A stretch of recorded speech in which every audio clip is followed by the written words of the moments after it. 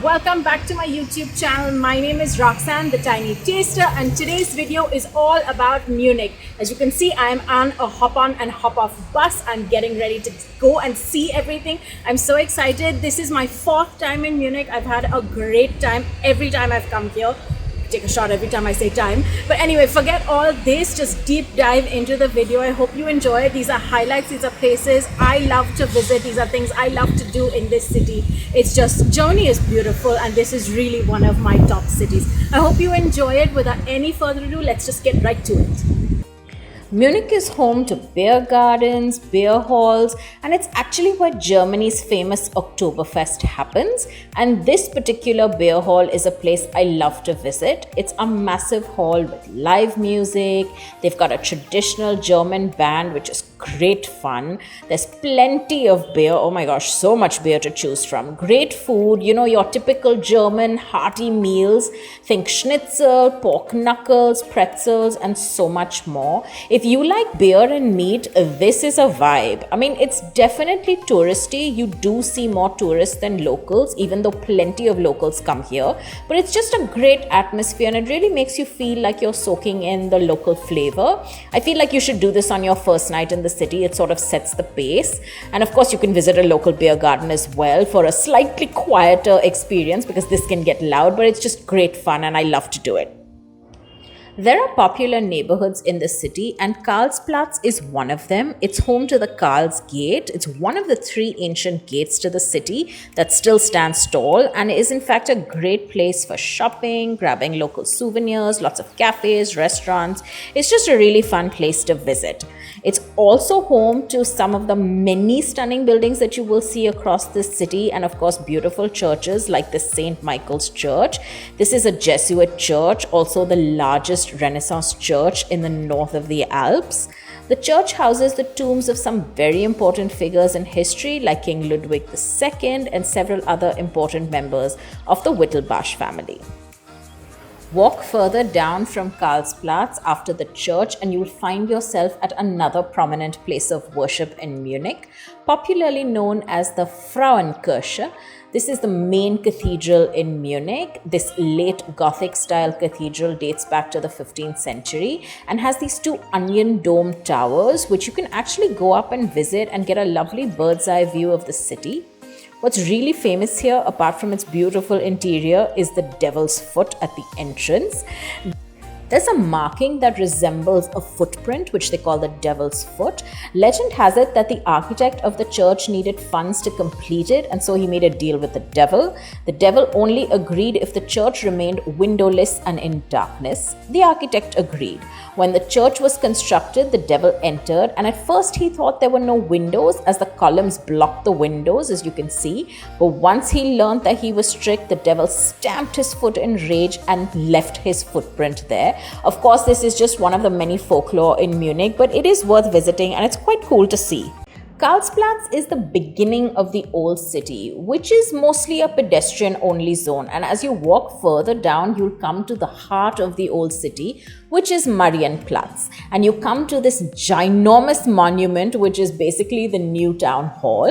In the Middle Ages, markets and tournaments would be held here. And today, the main attraction of this new town hall is the Glockenspiel, which is a large mechanical clock in the tower with life-size characters. And twice a day, they have an elaborate performance where they enact scenes from Munich's history and it gathers a large number of tourists from all over. It's quite beautiful and it's fun to watch the clock dance around for a little bit. Another beautiful church is the Old Peter or the Church of St. Peter. It is the oldest parish church in Munich with the oldest city bells and historically the first tower clock in the city. Now you can also go up to this lookout onto the top of the tower and get a great view of Munich from the sky. In fact, it's probably the best aerial viewing point. Like you can see the city skyline and on a clear day you could probably see the Alps, but you have to climb at least 300 steps and I'm told that it is worth it. The view is stunning and of course the church is beautiful and incredibly peaceful, so if you don't want to climb to the top you can just stay down like I did. Something I love doing in new cities especially is getting on a hop on and hop off bus. Now I know that most people think it is beyond touristy, but I love it. I think it's a great way to see a different place, and you have an audio guide with information, and it sort of helps you orient yourself. And I mean, for me, I find landmarks and then I can find my way around, so I find it very useful. This particular bus in Munich has 3 different routes, so it shows you different sides to the city, and you'll be amazed at how stunning this capital city of Bavaria is. You get to cover many popular tourist spots as well, like the English Garden, the spot where there is a current in the river near the garden and it's so strong that folks go surfing, the prominent Munich Stadium that was built for the Olympics, even the BMW headquarters and the museums, which is great for car enthusiasts. And one of the spots en route is the Nymphenburg Palace, which was a summer residence for the former rulers of Bavaria. This palace is stunning, but unfortunately no pictures are allowed inside, so this is really the only footage I have, and it still doesn't do justice to its grandeur. Really definitely worth visiting. It's a beautiful, beautiful palace. The Viktualienmarkt is a paradise for any foodie visiting Munich. What was once a farmer's market is today bustling with all sorts of wonderful food shops. I mean, they sell fresh produce, fresh fruit, veg, plenty of cold cuts, cheese, and of course, all sorts of sausages that you can think of. It's a great spot to grab a meal, or if you're like me, you can get some ice cream to cool off on a hot day. But it's also home to a beer garden where you can actually buy food from other stalls and then eat there. But the only hitch is that if you want beer, then you have to buy the beer from them. Now, I know Germany isn't exactly the food capital of Europe, but do not disregard the cuisine entirely. There is some amazing German food that I think is worth trying. And I think a food tour, especially around the market, is a great way to explore and discover German cuisine. If you're a meat eater, this is a thrill. I know for vegetarians, it might be a little bit intimidating, but there is a lot to try. And if you have a sweet tooth, then this is definitely the city for you.